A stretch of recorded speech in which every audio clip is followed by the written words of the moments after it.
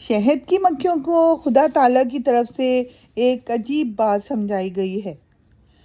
शहद की मक्खियों को खुदा ताला की जानिब से ये बात समझाई गई है कि वो पहाड़ों में, दरख्तों में और छतों में शहद के छत्ते बनाएं।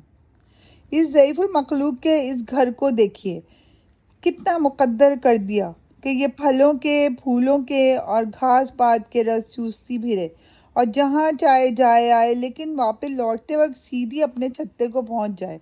चाहे बुलंद पहाड़ की चोटी हो, चाहे बयाबान के दरख्त हों, चाहे आबादी के बुलंद मकानात और वीराने के सुनसान खंडर हों, ये ना रास्ता भूले, ना भटकती फिरे, ख्वाह कितनी ही दूर निकल जाए, लौट कर अपने छत्ते में अपने बच्चे, अंडों और शहद में पहुंच जाए। अपने परों से मोम बनाए, अपने मुंह से शहद जमा करे और दूसरी जगह से बचे।